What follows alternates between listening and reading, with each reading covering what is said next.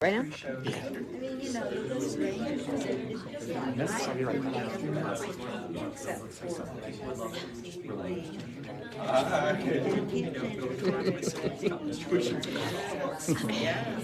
Well, welcome everybody. Thank you for coming out tonight. It's been, I think this is one of those perfect Cape Cod days where we've had every kind of weather today. Rain, even rain. It's like, I thought to myself, I'm going to need a big umbrella to be on top of that little blue wagon wheeled down to the bookstore.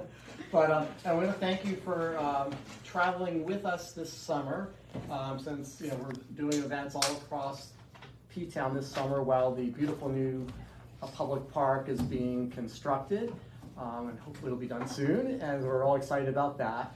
And just a reminder to people to please look on the event page for the events that we're doing this summer to see where it is.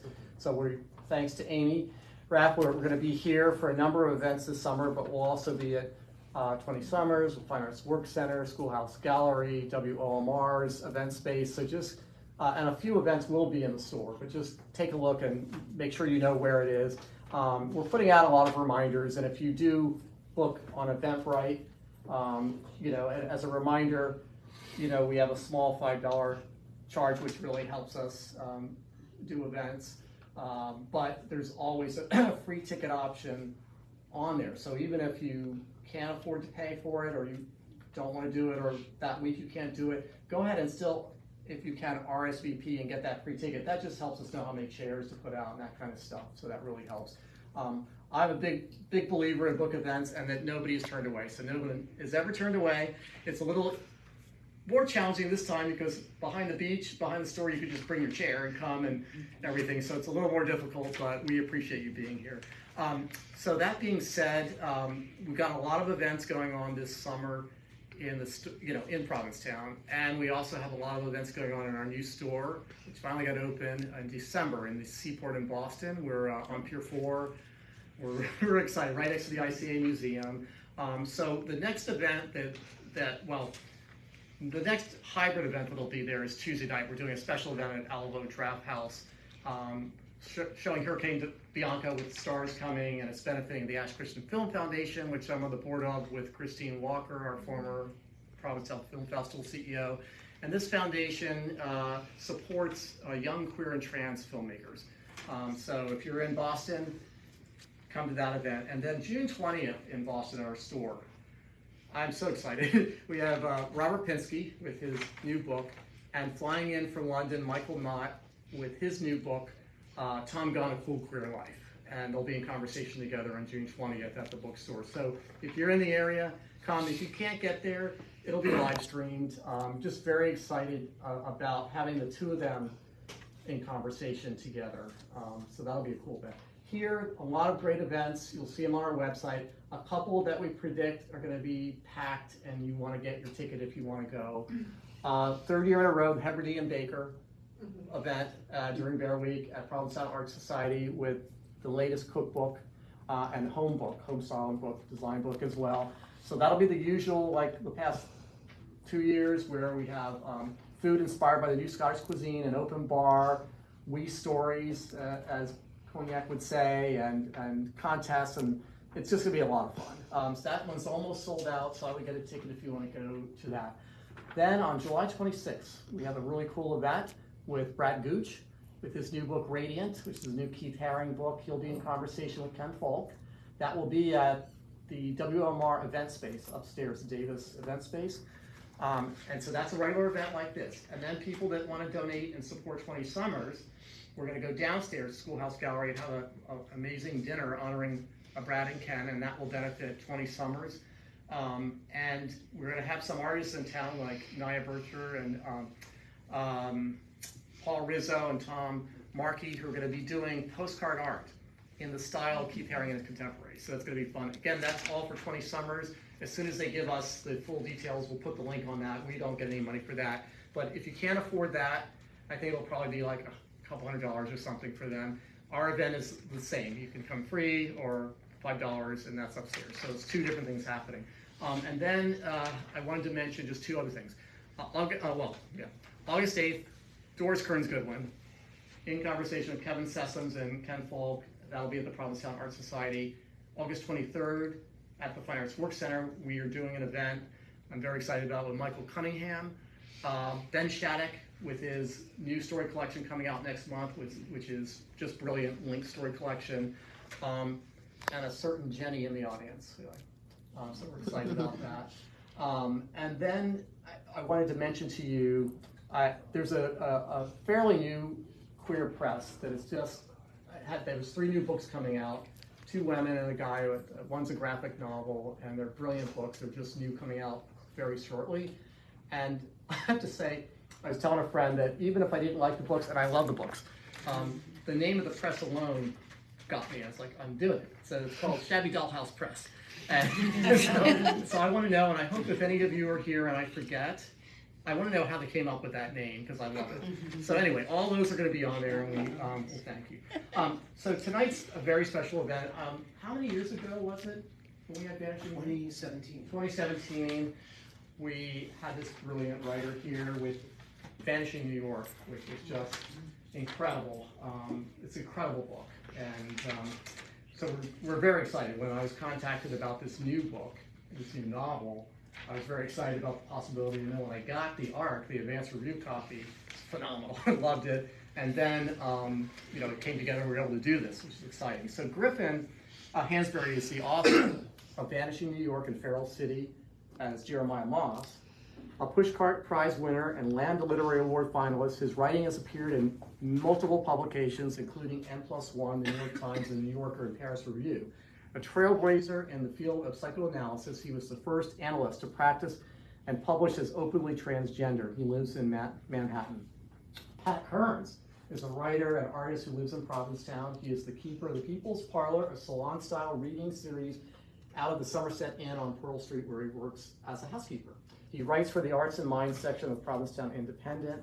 And I got to hear finally Pat's poetry for the first time Thursday night at our event at 20 Summers, and I was blown away.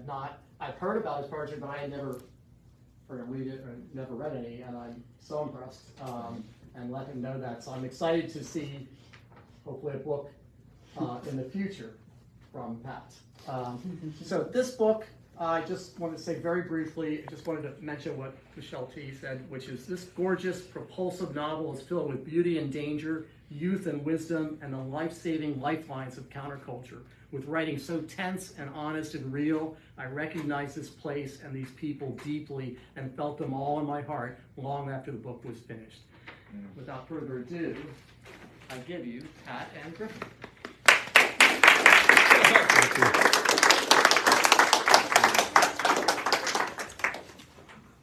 Thank you so much. So I'm gonna read for about 10 minutes. But Jeff, thank you so much for that wonderful intro and for having me here. And thank you for being here, and to everybody to be here tonight. So I'm gonna stand up because I read better when I'm standing.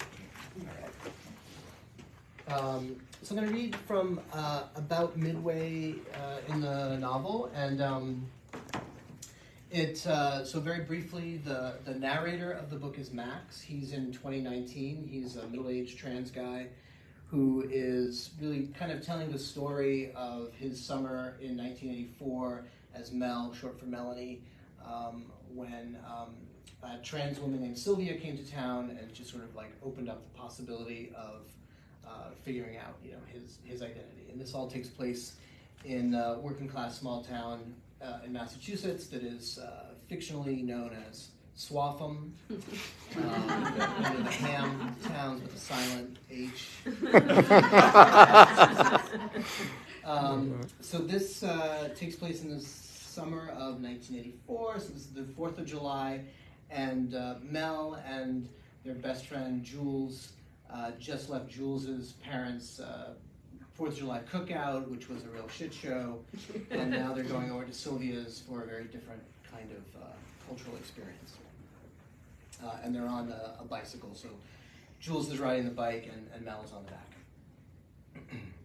I directed Jules to the streets behind the post office, to Chickatawbut Lane and Sylvia's house. When we rolled up, there were 2 guys on the front porch sipping iced drinks and smoking cigarettes. They looked like twins, with matching mustaches and denim cutoffs, striped tube socks, high-top Converse All-Stars. They were shirtless and tan, eyes behind mirrored sunglasses. One wore red suspenders, and one wore blue. Beyond that, I couldn't tell them apart. "Howdy," said Blue Suspenders, like a cowboy. I asked for Sylvia, and he pointed us inside. We passed the den, where people sat around the stereo smoking from a bong and playing a Velvet Underground record, the one with the banana on the cover.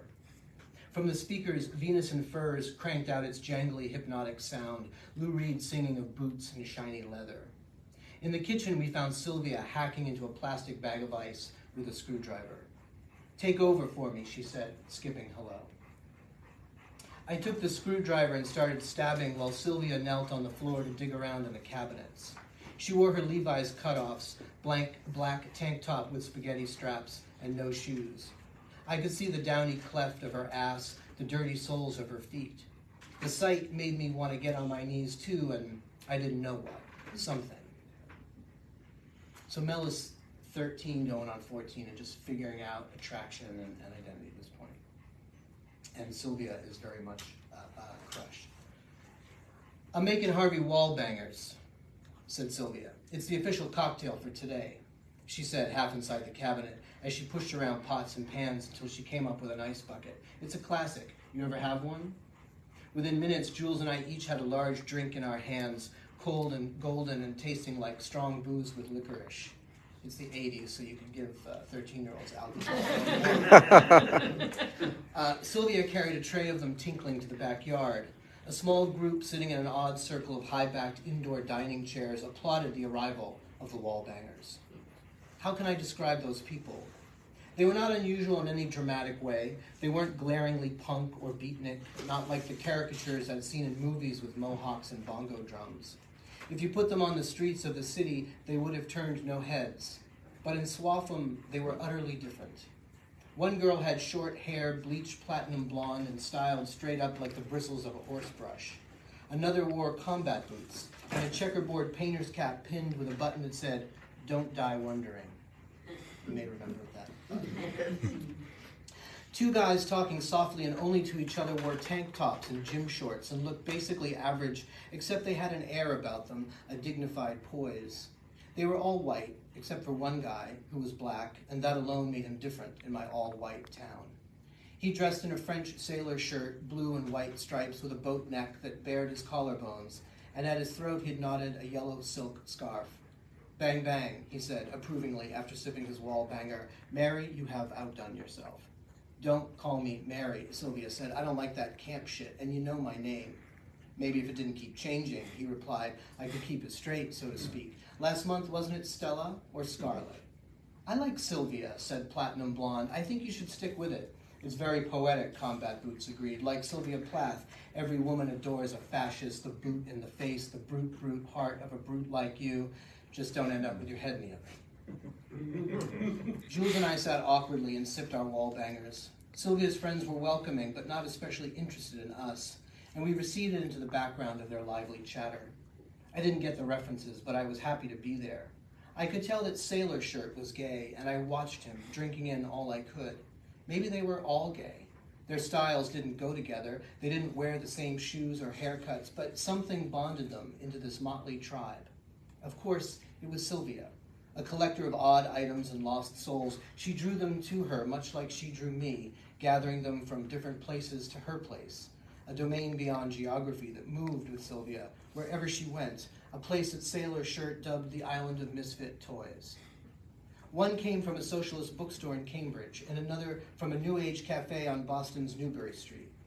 This one was collected from a rock club in Kenmore Square. That one from a small-town gay bar I did not know existed just a 15-minute drive from my house, tucked down a dirt road behind a Holiday Inn. They came from all over, but most lived in and around Boston in small apartments with no backyards, so when Sylvia invited them to Swaffham for the 4th, they just had to come.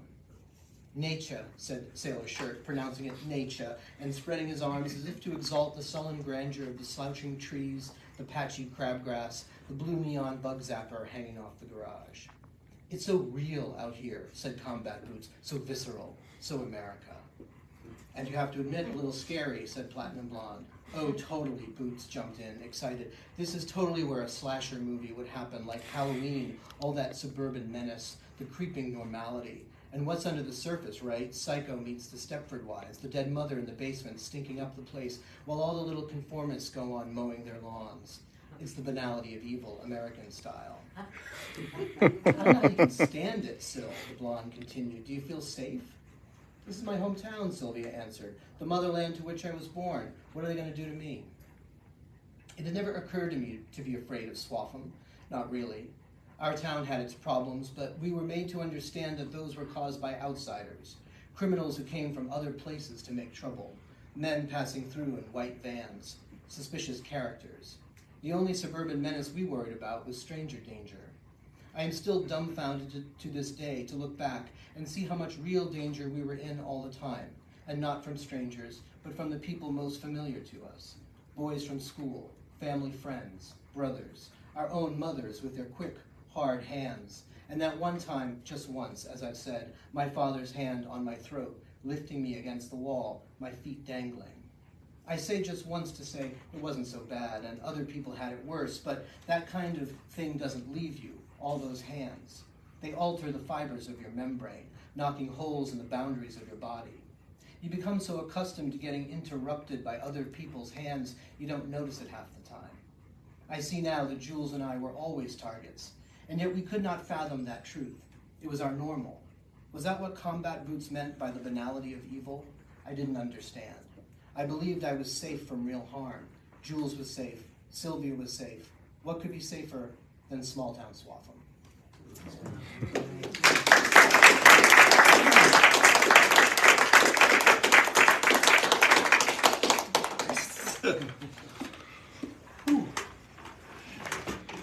Okay, I have some questions. Right. Some questions. One,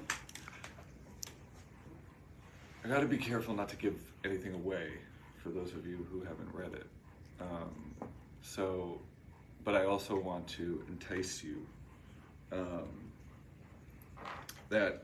So this is,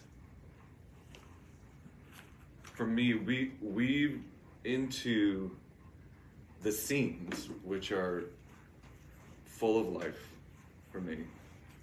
There are also this space for assessment and for Max to really think. And while reading it, I kept thinking about the novel of ideas. So the ideas of the novel, they weren't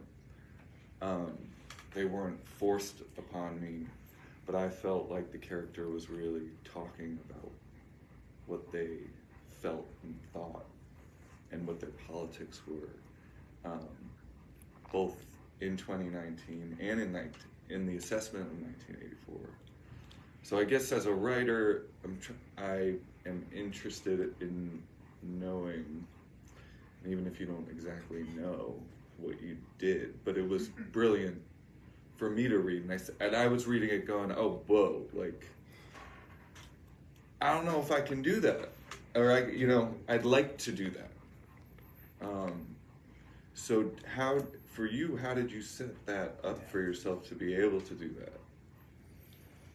It's hard, right? So my two books as Jeremiah Moss are very much about hitting people over the head with my opinions, and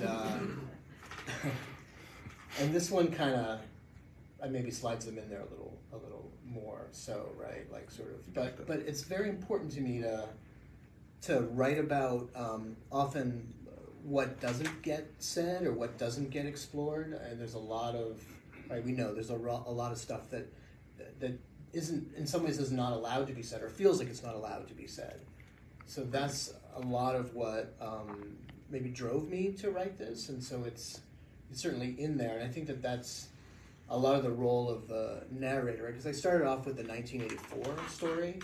Right. So I wrote all of 1984, and then I really needed a kind of commentator on that, and that's where the adult Max came from. So he kind of gets to do that in a way, right? Right. what about, I didn't write this down, but what about that age, 1984? Yeah. And we'll get into the naming and dead naming, but that age of being 12, 13, transitioning into high school, what about that? Why did you want to write about, or was it just that, you know, well, I guess what made you want to write about that moment? Yeah. Because that for me resonated as a time of change, gender and sexuality, figuring things Absolutely. out. And as a psychiatrist and a therapist. Psycho. No, Psycho. I don't have an MD. Okay. Just Sorry. Neither do I, apparently. But what? Yeah. What about that well, age? there's such a moment, right, where people are like figuring out who they are, right? And Yeah. I mean, puberty kicks all that into gear for a lot of folks. Right. That moment for me, I mean, where the book started was very much around that age for me. So I grew up in a small working class town, and there was a trans woman who appeared in my town in or around 1984. And she was much less glamorous and cool than Sylvia. And she was there for a moment, and people would talk about her, and I caught a glimpse of her.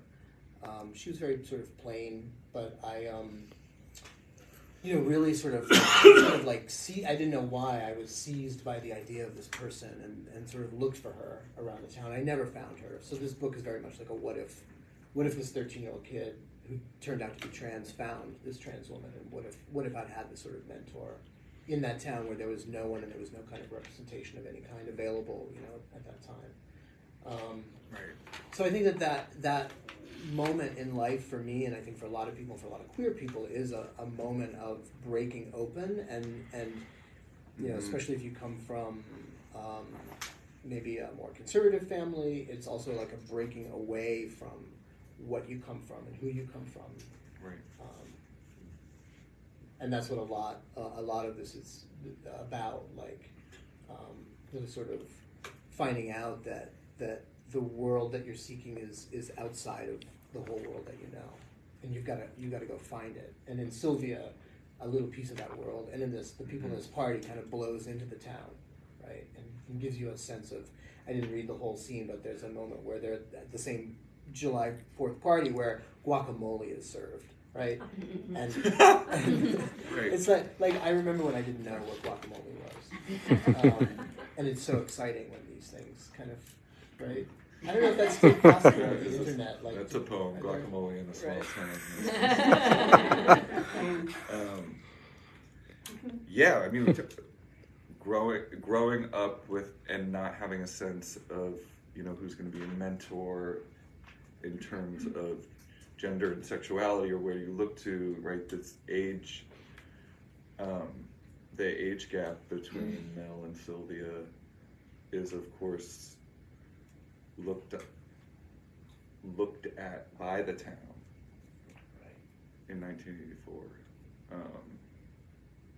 and in today as suspicious, and then we also know there's no mentor for Mel, Right. and there's no way of dealing with these questions, and so this whole way of knowing comes. There are certain questions enter the scene, right? Upon meeting Sylvia, the first moment at the drugstore, and then that interest, and then sparking an understanding of yourself really happens through Sylvia. Absolutely, yeah. I mean, the big question that I'm exploring in this is really, how can you come to know yourself when you've never seen yourself represented in the world, right? Right. And I think that's true. Can be true for queer people and for trans people, but particularly for someone trans masculine, and especially at that time, although still now, there was like no representation in 1984, and very little today. And so, and again, like in the pre-internet, like think about what is available to us now that was just not available for so much of time, right? And how do you come to self-knowledge when you're looking, you have to look for it in books and movies and television, and it's absolutely not there, except in little sort of sidelong possibilities of somebody was at the Kathy Opie talk last night, was talking about Jodie Foster, right? And what do you attach yourself to that just smells a little bit like, well, maybe that's that feeling inside of me, right? Right. I guess I'm going to get to my questions, but I have another question. Okay. These are all your questions.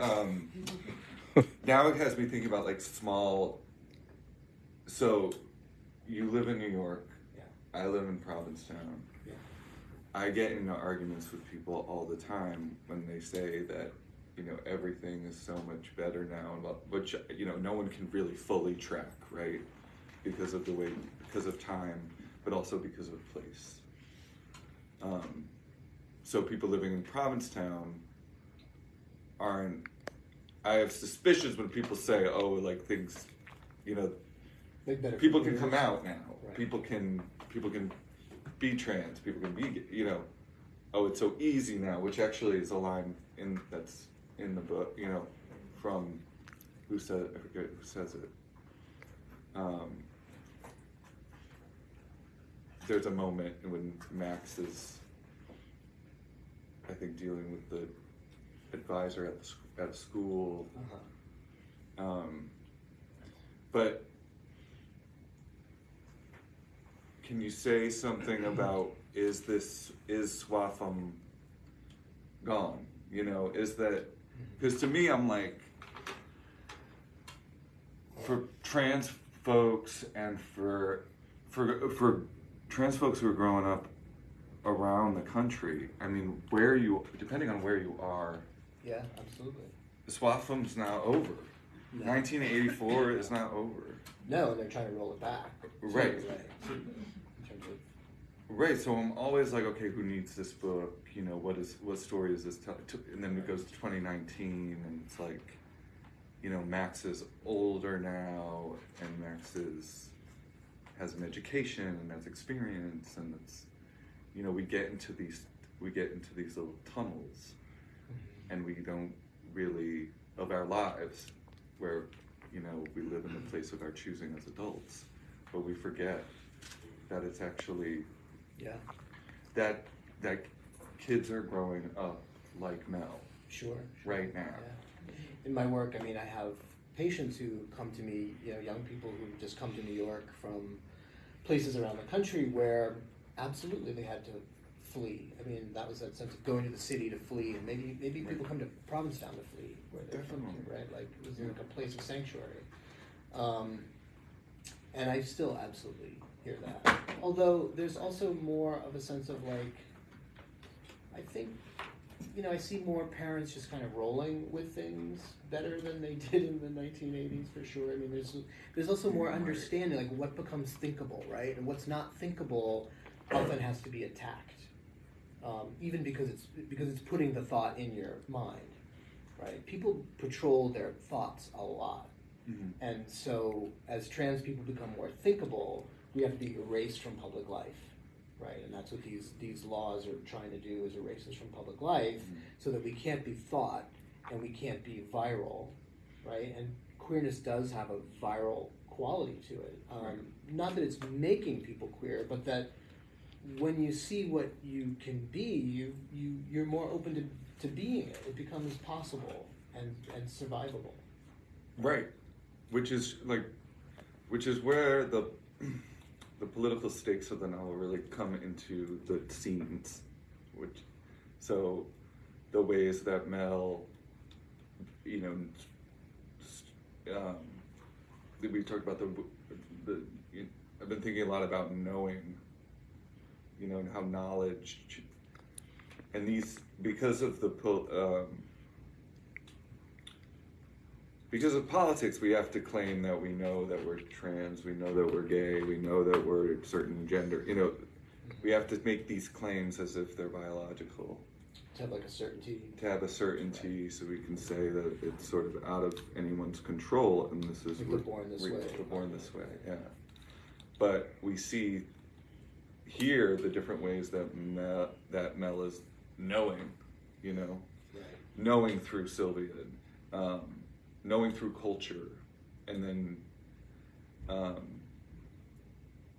and so there's around the town there are certain people that attempt to shut down Right. this knowledge or this way of thinking. Sure.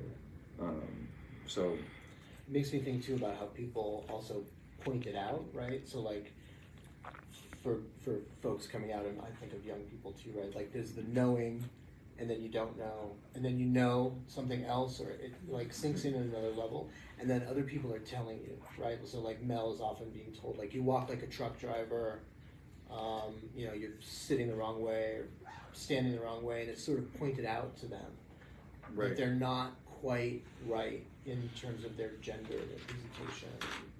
right. An aunt, I think, says Yeah. you walk like a truck You walk driver. like a truck or whatever. driver. So there's just like people know. That's what I'm saying. Like it's like this. Yeah. Some of this is so there, and what you capture is that there's a humor in it, right? Like that scene, right? A homophobic family in 1984, but it's like you're reading it and the aunt's saying you walk like a truck driver. Like certain things are obvious. Right. And it's so like, oh my God, I thought I was hiding this. Right. From myself and from everybody looking at me. Right, but other people who see it, they don't want to admit the reality of what's going on. Right. Which is They also know and don't know. Right? they know and don't know, right? Yeah. Which, you know, even though, so then all that opens up a whole world to me of theater, which you access in the novel, where, you know, people who know but claim they don't know. I mean, what? That is like ridiculous and absurd. And I actually, can I read Yeah, please. one? And this is from early in the book, in 1984. Was that true? When I look back at that girl today, she is the citizen of another country. Her language and customs are not mine, and it's sometimes hard to remember who I was then. Once the self expands, it cannot be brought back to its original shape. That girl is gone. And yet, as I watch her turn on her chaise lounge, before she'd ever heard the term chaise lounge, I know the feeling of turning in the small town sun, adjusting the elastic of a bathing suit. So, can you talk about the way that Max talks about Mel? Or, you know, Yeah. the way that Max tells the history of himself. Absolutely, yeah. I mean, that piece, right, I really wanted to have Max be at a place in life where he could look back on his pre-transition self, whatever that means, and, you know, sort of be more in touch with his girlhood, which I put sort of in quotes because our language around this stuff isn't great, right? Which I think is something that I certainly couldn't do until I transitioned 30 years ago, and for many years that's not something I would ever touch, right? There's a way in which the binary around gender and the way that we have to talk, like we were saying, have to talk about our identities Right. in order to be allowed to exist in the world and be legible. Doesn't really permit, in some ways, holding all of it at once, right? And I think that the work that a lot of non-binary people have done has really expanded that for all of us. Although that's also something that, you know, people are trying to shut down, right? That expansion is really frightening and threatening for a lot of folks. but can open up a space where a middle-aged trans guy can look back and be like, yeah, I was a girl. I had this girl experience, you know, and use a pronoun like she, her, which is a controversial move, right? And in some ways, but he gets to do it because it's his life. Right. It makes me think of how people try to read certain histories onto LGBTQ people that didn't necessarily take place. Right. That like your past must have been this way, because we all are sort of under certain assumptions. Sure. And we all do that to ourselves too, right? I think of the psychoanalytic term après coup, sort of like afterwardsness, right? That when we look back on our lives, we read experiences through a different lens, understand them as something that they are, that they were not then, or that they were, but we didn't know they were, and now we know that they were something that they were not. I mean, it gets really complicated, right? Yeah, and we start to see things that maybe we were doing that meant this, and Sure. but we also have trouble I mean, I don't know if we all do, but I have trouble remembering, you know, because I think I see myself a certain way now. Sure. And I look back at my childhood and I have trouble really digging in there, because right, I'm like, you know, and other people that knew me then know me now have different readings of how I was then than I really recall. And I think that happens to people too, and it could kind of changes, or what's really bad, and I go through this, makes us forget or refuse to remember. So that's what's in here. That's awesome for me, is for someone to dig into these questions of gender and sexuality and their childhood, because that's not easy, because these stories are so contested, and we do that, and other people do that, and we're, you know, storytelling becomes contested here, and what you do is, it doesn't feel like anything's like, oh, how did I remember that? It's really here, like it's all brought to the table. Now I can't remember that for myself, but Right. in fiction, Right. I have a character who can, right? Right. And so that's kind of fun to be able to say, oh, you know, this is possible for this character, Right. you know, Totally. to really, to remember, to recall, and assess. I mean, how fun is that? But also heartbreaking. So let's go to, I know I have lots of notes, I'm sorry.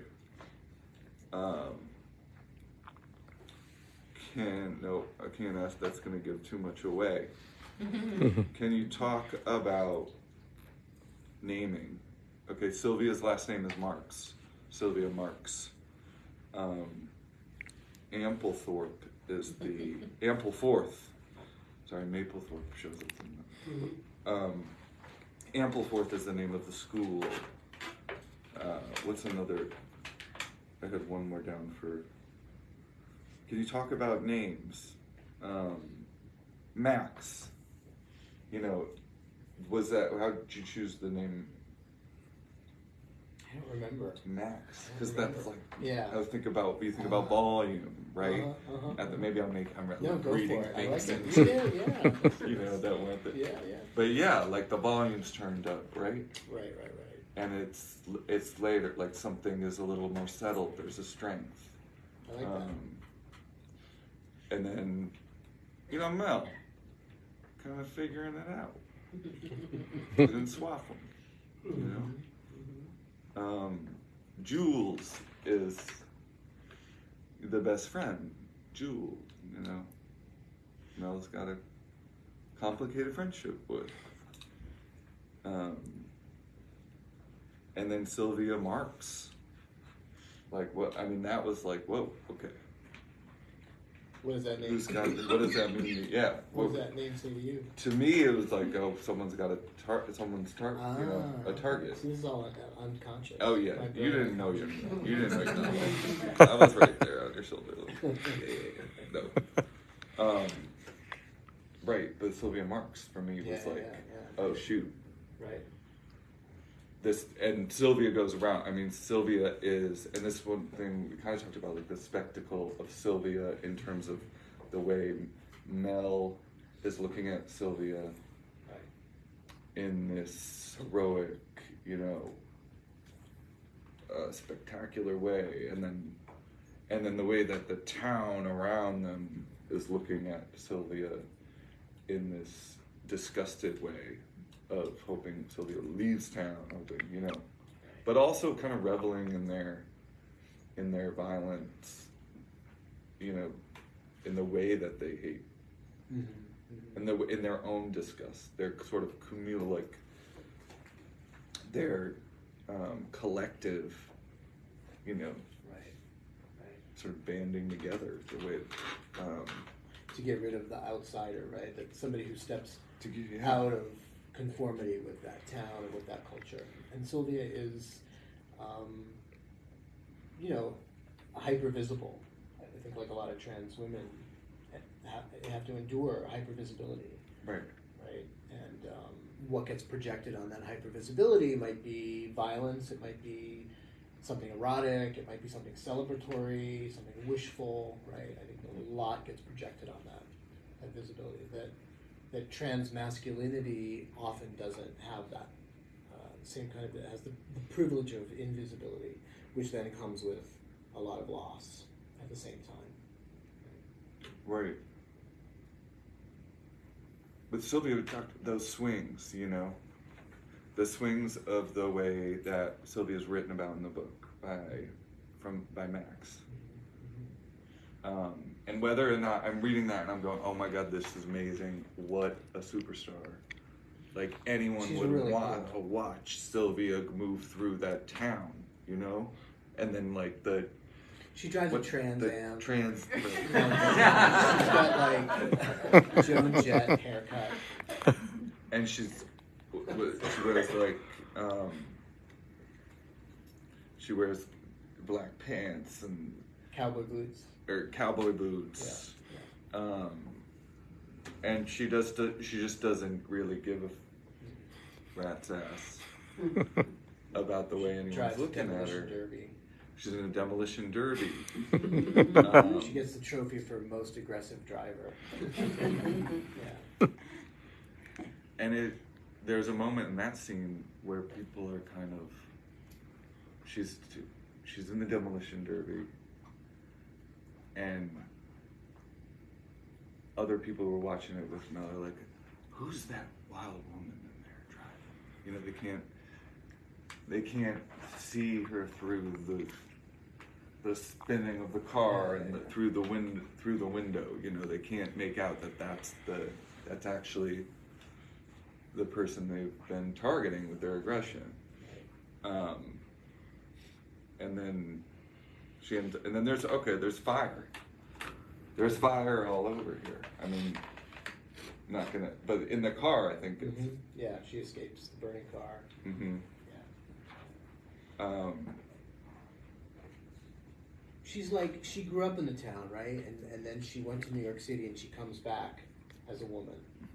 And so she's kind of like acceptable to an extent because she belongs to the town, right? She was in the Boy Scouts and she was an altar boy in the church, and it's like, okay, we know this person, but then a town like this will only tolerate so much from somebody who steps out.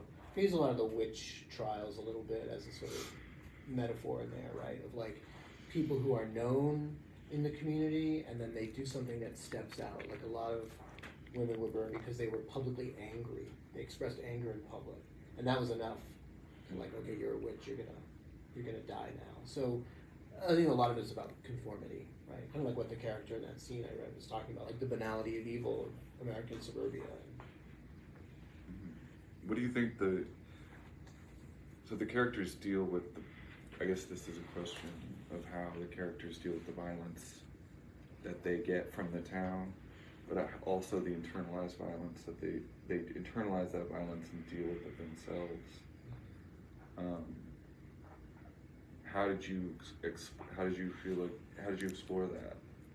I just think it's hard. It's hard for these characters to see the violence because they're in violence all the time, right? Like their parents and their older brothers and whoever's around there's often violence coming at them, and so it's hard to recognize it when you are just steeping in it all the time. Right? Is this violence really different from that violence? And maybe it's just all on one continuum. Right. I think I'm losing my days. Last night, I think, was Friday night. Helen Molesworth gave a talk at Fine Arts Work Center with Catherine Opie. They're talking about the signs and that people would use when they're in the closet, and they were kind of got a little nostalgic about it. You know, do people need those signs anymore? You know, in here, you know, we have a lot of secrecy. In a lot of ways, people are moving about this town, and how did you think about that, or did that come from the different ways of kind of knowing what to say? I'm thinking about. I'm not trying to go too deep to that end of the book was at the beginning for y'all, if you know. But like at the beginning, Mel has to negotiate how she talks about the knowledge that she knows from spending time with Sylvia, the songs. Right. You know, she starts using the word bitchin'. That's bitchin'. Because Sylvia uses it, and Jules is like, what? Like, why are you That's using not that? your word. It's not your word. Right. So, you know when your friends are hanging out with other people because they start. you start to talk like that. So there's a lot of hiding involved when you're in the closet. So at that moment, Mel is in the closet, not only are uncertain about who she is, but also in the closet about this friendship, right? So that then it brings this other person into your own internal world of dealing with yourself. Someone else shows up, and then you have to deal with now. You're not only are you in the closet, you have to have this friendship that's in the closet, right?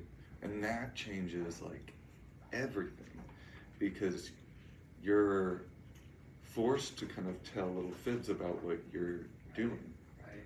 and who not only and what you're saying and where you were, and right, like Why are you buying that Patti Smith album, and how did you hear about this strange Patti Smith person? It doesn't play on the radio. It's not on WBCN, right? It says. right. So the music, the music, the little ways, you know, what your language changes. I think kids often do that, right? When kids are changing, they often will hide whatever their changes are from their friends. Mm-hmm. They don't want people to know sometimes that they're changing, even if it's not about changing in a queer direction, but just evolving or expanding. It threatens the bonds, or it can threaten the bonds. Yeah, right. And I think sometimes, and I'm just thinking in the moment, like sometimes you have to leave where you are to reinvent yourself elsewhere. Right. And so this moment at the beginning is right before, I know, you heard that. And this moment is right before the transition into high school. Right. Into Catholic high school. Yeah. Which did you go to Catholic school? I did. I went with Liz Carney right there. Oh yeah. We just went to our 35th high school reunion. Yeah, I went to Catholic school too, and that's like, you know, even more rigid and. Although the uniform for me was really liberating because I didn't have to worry about fucking up feminine clothing. I just put on the uniform, and class and gender was mostly, you know, taken care of by that in terms of clothing presentation. Right. And also, in some ways, like a shutdown of expression, too. Like it's not, it's already figured out. It's already figured out. Right, you never have to think about what you want to wear. Yep. Yep. The sign, there's no Shoes. signal. You could wear any really. shoes. So there were the combat boot people, and there were the loafer people, and that communicated so much. Oh, the loafer. Wait, what were you? Combat or loafer? I was figuring it out. You were- I had some loafers. I had some wrestling shoes. I can't even. I think we had to wear like shiny with black like shoes. You could even do shoes. All right, I'm trying to think because there's a lot that I. Okay, Sylvia grew up here, so there's this. I think there's like a claim to the town that people who watch Sylvia moving around the town don't ascribe to her, right? They think they treat her like she's, an interloper, someone who's like. So, what was the decision to have Sylvia be from there, or grow up there? Because that was shocking when I read that. I was like, whoa. Yeah. Cool. I wondered, like, who, in my own reality, who was this trans woman in my town around that time? Did she come from somewhere else? Did she come from the town in transition? Nobody seemed to know. People weren't talking about it in that way. So that was part of maybe she could be somebody who was here and left and came back in a different shape. And how would that be received? Again, to have that kind of insider-outsider playing in the same character. I'm thinking, there's a moment, and I think it comes a little late in the book, but it's very telling, not late, later, I should say, it doesn't come late. It comes later in the book, where it's confirmed what Mel's mother really thought about her gender and sexuality, and what she would do, And I think that kind of can you talk about how those are really like film-worthy moments where Mel's mother is saying, are you twisted, right? And I thought, oh, you didn't use queer, like you used twisted. And I wondered if that was because queer has been kind of reclaimed, right? So twisted felt like another way of getting at it, because if he's queer now, something like, did something go wrong with you, and can we fix it? Right? Can we fix it? We're gonna fix it. And she, really said that she, kill it. I think. She said, what did she say? She said that, I'll kill you myself. I'd rather kill you myself than right. be that way. Right. So it's really that, as a young kid, you're put in this position where your life is at stake. Absolutely. How did you heighten, what was your sense of heightening the stakes in the book?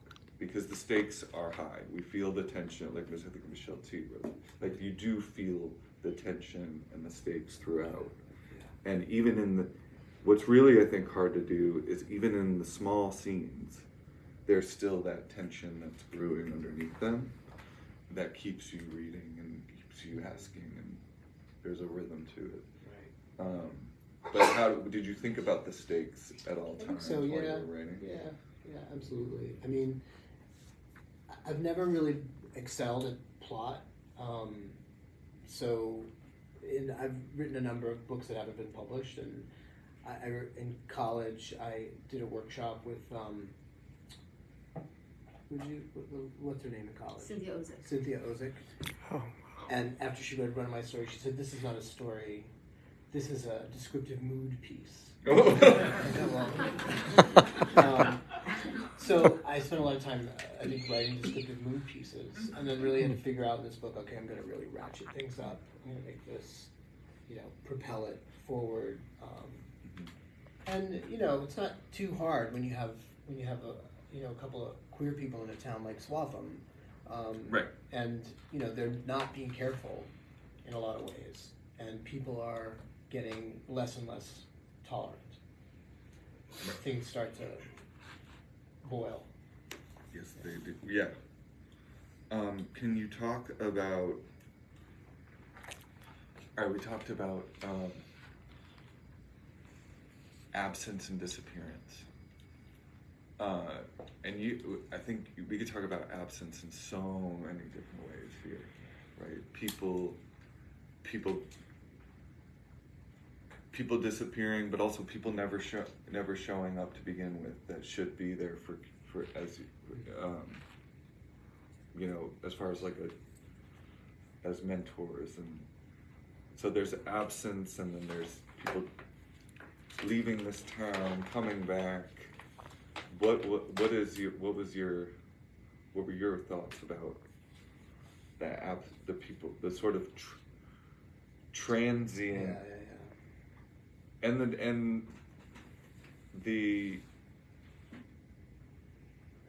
where you're from, if you went back there, Sure.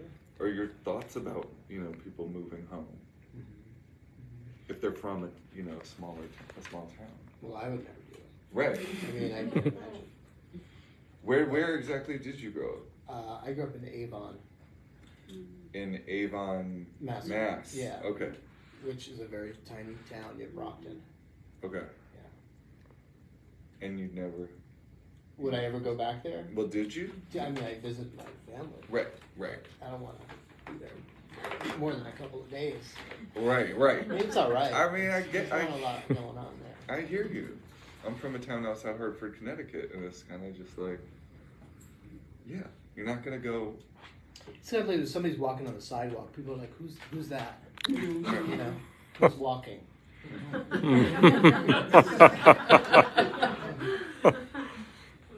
But that sense of stranger danger, I think it's less so now than it was back then. But there was definitely that sense of who is that? Right. Yeah. And why are they behaving outside the norm? Why aren't they in a car? Right. I had that when I didn't go home. I went to Palm Springs. I thought it was kind of a walking town. So I was kind of walking there. Not a walking town, Palm Springs. It was like, I got a few offers for getting picked up. But no, I'm thinking about Sylvia goes home. Like when it's almost like if Sylvia didn't go home though, then for Mel, that would have been, an absent, Right. So it was like exactly what. Right. I was really giving myself an exciting figure who could have come in to, introduce me to a culture that I didn't have access to at the time. Right. Yeah, for sure. And you found her. Yeah. Wasn't I looking for? How are we for time? Yeah, we probably should open it up shortly to audience questions when you guys, you both are ready, rather. Yeah, so you wanna ask? Yeah. I think, are people ready with some Do questions people have in any the audience? questions? I can't see it. Is that a yes? Yes. Do you want to take a break, ask some questions from the audience? Because it is Yeah. getting, okay. Great. Okay. Yeah. I love the part you read, Griffin, and as you talked about, I'm really interested in the characters discovering themselves not with like a peer or even like a guidance counselor or a teacher at school. It's this other kind of dangerous person, which I sort of was thrilling to me.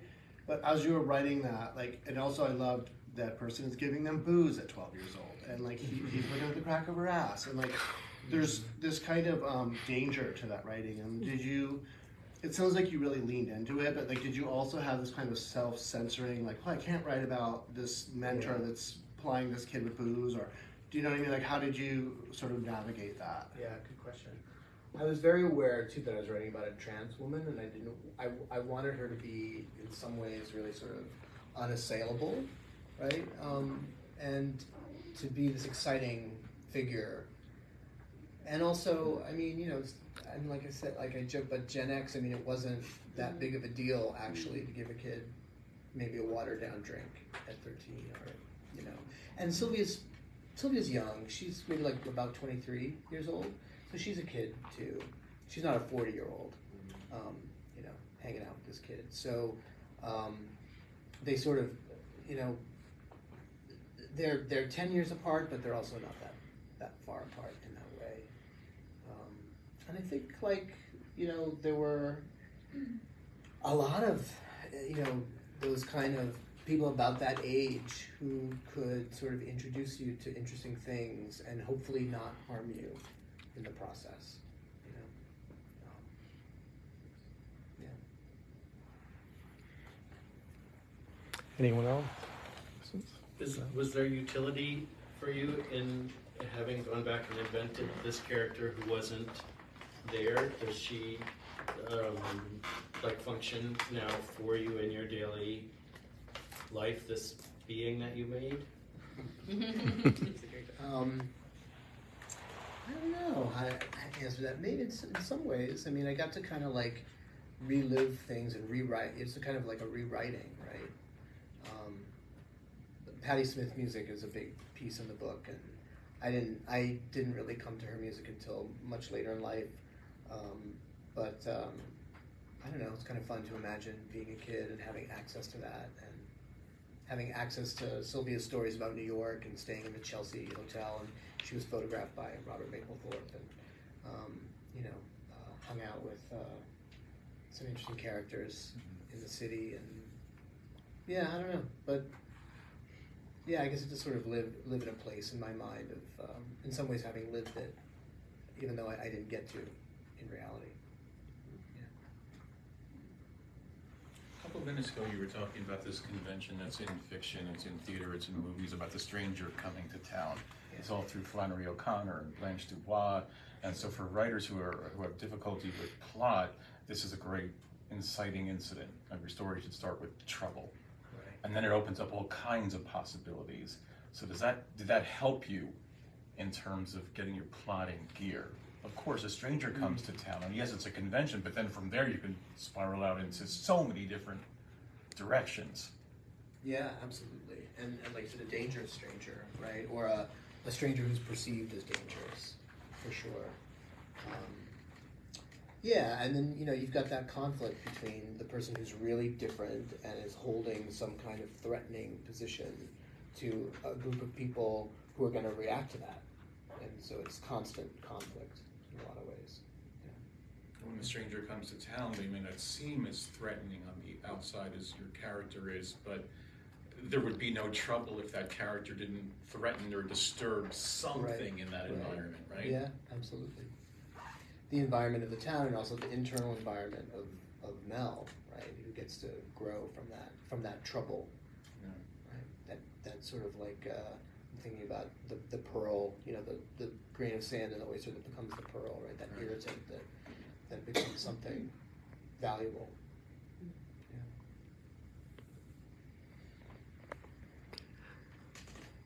Well, I think if there are no further questions, we could sign some books and chat. And yeah, thanks everybody. thank you. Yeah.